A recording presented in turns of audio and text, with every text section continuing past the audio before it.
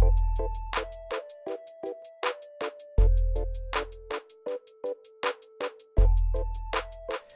everybody, and welcome back to the day one overview for Global Scrum Gathering in Austin of 2019. In this video, I'm going to walk you through, kind of show you some of the sights and sounds of day one, which is pretty exciting and action-packed. Lots of talks, lots of great quality talks. Walk you through a few of them, just kind of give you the summaries, not give you the detail overviews, and want to let that be for the speakers themselves, but just to kind of give you a taste of what to expect at Global Scrum Gathering.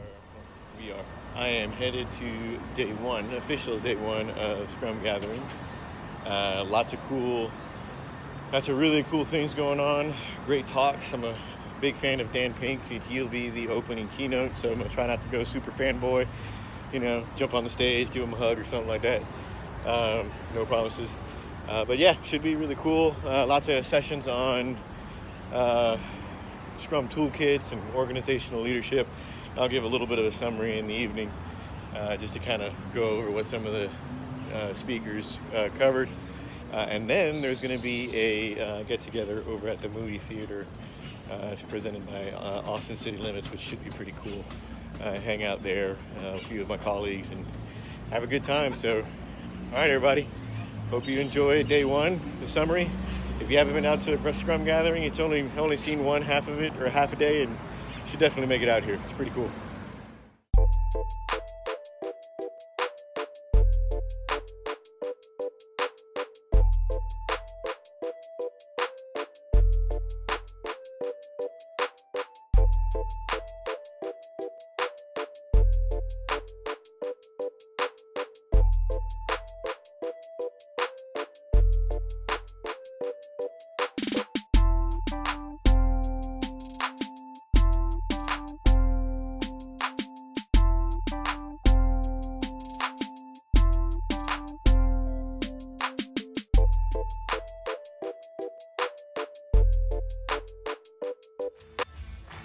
So the first group that came up was the Scrum Gathering leadership team, and that consisted of Howard Sublett and Melissa Boggs.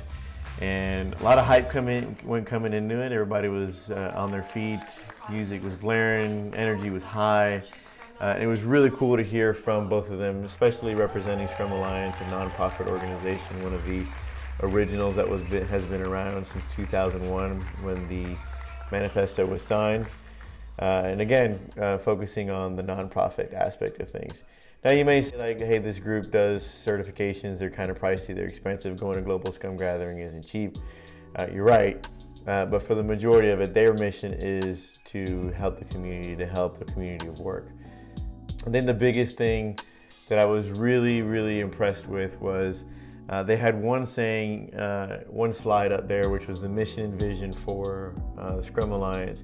But the saying of making change, not cash, resonated with me and with a lot of the folks that were out there. I mean, we do this, most of us do this because we're trying to help out fellow engineers, product development groups, people who are in software that maybe went through the same challenges that we did when we were implementers, and we don't want them to have to go through the same challenges that we do. So a lot of the times we'll do this pro bono. We'll do a session and train and share information. And Scrum Alliance is really sticking to that motto of, hey, we're not in it for the money, and this is what our purpose is to create change in the place of work. And that's really something that I can get behind. Another one of the highlights of the opening ceremonies was the introduction of the North American Gathering team. So the folks that you see here on the stage were all responsible in some way, shape, or form for putting together the event. So if any of you are seeing this, thank you all. It was an event. We loved it. Very well put together. So I know there's a lot of work and a lot of years probably went into getting this thing planned. So paid off. Fantastic event. But our opening keynote was Dan Pink, which I'm a huge fan of. Lots of people are fans of. He's got a new book, When. But most people are familiar with Drive. And if you haven't seen his video on Mastery, Autonomous, and Purpose, which I believe is an excerpt from Drive, I'm going to put the link up on the video. And then last but not least, we have the Austin City Limits. They scheduled a Monday mingle, which I was a little skeptical about. I was like, man, after a full day of sessions and all that, I mean, how much energy are you really going to have? I have some pictures and some clips from that. I'm really glad that I went to that. Great event. Again, North America Gathering team, the folks who were putting this together, tip my hat to you. It was a fantastic event, fantastic venue. Day one was solid. Let's talk about Dan Pink. Dan Pink, I've read his books, I've watched his presentations online, I watched the purpose-driven, purpose motivation video. Guy's awesome, but one thing is hearing it, the other is actually being there and being in the presence and just watching this man do his magic. And he's promoting his book, The Science of Timing, Midpoints, and Endings, but it's going to do this injustice to try to summarize this talk in like 30 seconds or less, but he's done a series of studies on how timing affects us as human beings. He went into the fact that midlife crisis or midpoints kind of a little bit of a myth. He basically took timelines. We look at things in a linear fashion. Things have beginnings, they have midpoints, and they have ends. Our lives, projects, a day, everything has these three characteristics. And he goes into like the science behind each and every one of them, like how we are fired up at the very beginning of a project, and about midway, between the beginning and the midpoint, activity is low, but then at the midpoint, activity starts to get really crazy and, people start working towards it. He made the connection on how Scrum tries to take these long-running timelines and shorten them up to try to get rid of that phenomenon. He went into some metaphors, or not even some metaphors, but some statistical data on basketball teams that were losing at halftime. If you were losing by just a little bit, it was enough of a motivator to you still have a chance to win. Like, teams actually get fired up as opposed to going into halftime losing by a whole lot and you just feel like, damn, I've already lost this thing. So it was really cool. I mean, looking at my notes for it, the begin, middle, and end, he was talking about about midpoints. He talks about the five takeaways for endpoints, so like at the very end of a project or the very end of something. And then he actually went into a couple things that I kind of laughed at. This is another one that kind of blew my mind. He went into or asked the audience, is like, when you're having a conversation with someone, do you prefer to deliver the good news or the bad news first?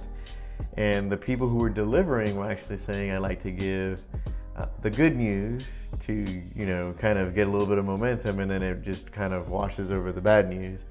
But when you're receiving it, as a receiver, the majority, 4 out of 5 people will say, I'd rather take the bad news first and then give me the good news. Going back to his ending and how it encodes and those top 5 things, those 5 things that he identified. So Dan Pink, not surprised. I'm a huge fan. Definitely already have the book. I'm going to listen to it. Was phenomenal. All right, so let's get on to the actual sessions themselves. So the first session I went to was by Brent Barton, and forgive me, I'm going to be reading my notes as I go along through this because I'm trying to jog my memory. It's been a couple days, and a lot has happened between now and then. But went to Brent Barton. He was talking about the creating Agile that lasts. And I'm not going to go into the details of the session, but I think some of the takeaways, he said some really provocative things. For example, the first thing I think he opened up with, hey, your Agile implementation is not going to survive your next reorganization. I think a lot of us that are watching this or have heard of this either experienced it or are living through it right now. If it's not really built into your culture, if it's not built into your portfolio management, it's not built into your practices, guess what? This new wave tends to kind of wipe things out. He went into talking specifically about the portfolio. Portfolio seems to be ignored a lot in a lot of frameworks. It's one of the reasons why you see these scaling frameworks coming up. Talk about, hey, in order for it to be successful, the leadership needs to own it. You need to prioritize what's in it, and you need to make it last. If you don't improve your portfolio, you'll eventually plateau. So, I mean, if you look at an S-curve for adoption, yeah, you can do the adoption and follow through the practices, but if you don't do that portfolio adoption at the top of that plateau of the curve, then it's just going to plateau and fall down. So you need to incorporate your portfolio management practices into it. And then he finished off with kind of along the lines of what Richard Core said in his video about scaling and safe, and I want to echo what Richard says about sound as far as scaling goes, and Brent kind of touched upon this, which is, he didn't say it specifically, sound is scale only upon near death. Brent went into just illustrated for us just how complex it is when we get tempted to scale and scale fast. And he did it by showing us going through this exercise of tossing a ball, first within our table and then outside of the table, and then I'll let the video speak for itself, just how complex scaling can be.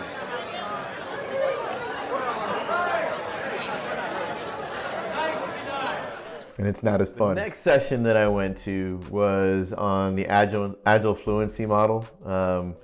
It was Diane Larson. I was very excited coming into this session. Diane Larson is a well-known author for Agile retrospectives and other books.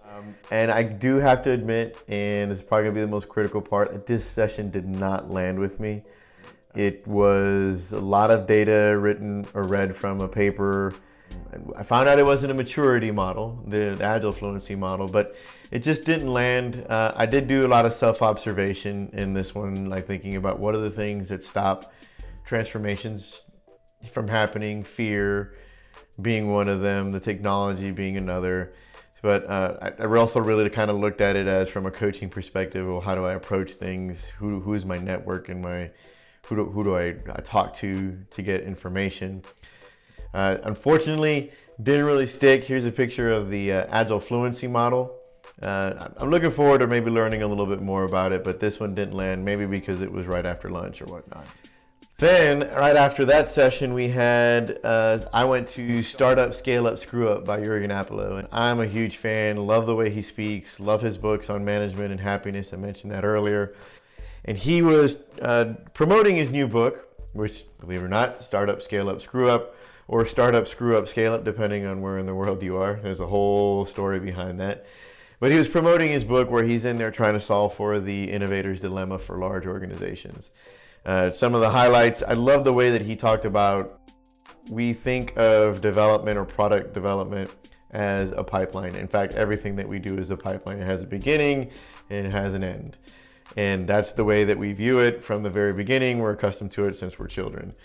He's talking about, hey, we need to break that paradigm. We need to really start looking at things like the lean startup model or design thinking. However, those still have some gaps. But what he did was he took models such as those and traditional ones, and he came up with this idea called the innovation vortex.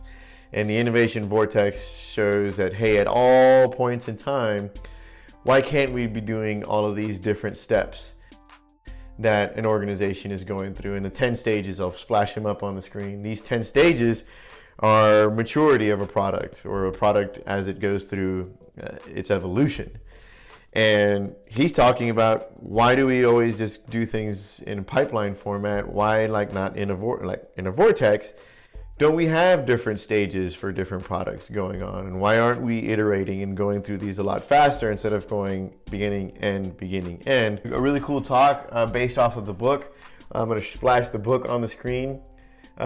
Pink version that he wanted, the non-pink version that hit the market. Would have bought the pink version, by the way, Jürgen. But yeah, there's the new book out there. I'm probably be grabbing it. Like I said, I'm a fan of his work, and the theory behind this sounded really interesting, something that we coaches can bring with us. And the last session of the day was on retrospectives. I took a chance on this one. I mean, I've done plenty of retrospectives in my career so far, but I had a huge retrospective coming up for work later on this week. And I was wondering if I went to this session, I'd get some tips and tricks and maybe some new techniques to kind of bring into it. And boy, was I glad that I went to this, because Kathy Simpson, if you're out there, thank you so much, because you really changed the way that I look at retrospectives and how I construct them. So she went into a retrospective is not just a meeting where you do the plus minus deltas. It's really, if you structure, the way you structure it can determine how successful and how people like it, how effective it is. She went into the stages of the retrospective, which is set the stage, gather data, create insights, decide what to do, and close, and gave us different tools, gave us an example of how to do that. So for example, set the stage. She gave us the pair counting game. If you don't know about the pair counting game, check out this video. I actually got to use this 3 days later with a team full of architects, engineering directors, and technical product managers that were talking about some really intense things, and I needed the energy levels to be high. Tried this exercise, well, speaks for itself.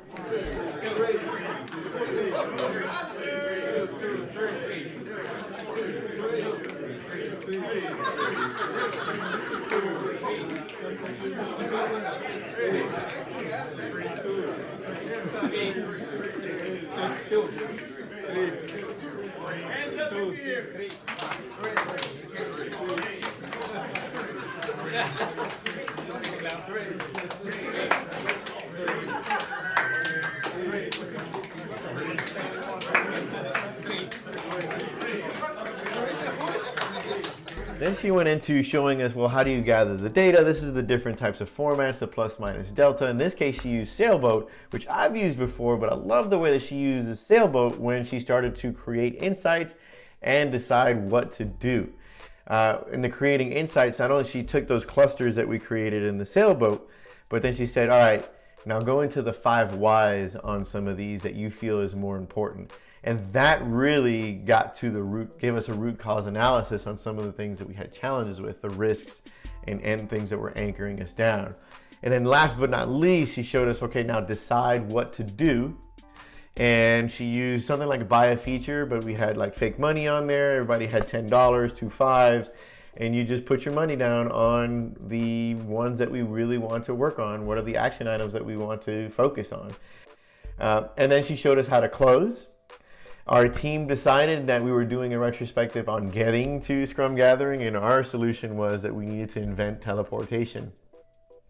But I thought that was kind of funny, and she said, hey, you know, one of the things you could do for a closing is what meme would describe your retrospective?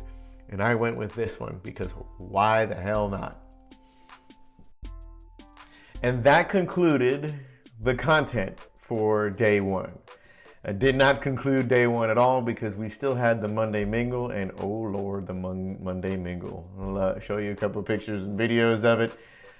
Does it justice, or probably doesn't do it justice. Amazing venue, great job gathering team. I'm gonna leave you with this. Day 1, solid, strong. I think only one of the sessions didn't land with me, but you know, that's an anomaly considering the presenter, Diane Larson's fantastic.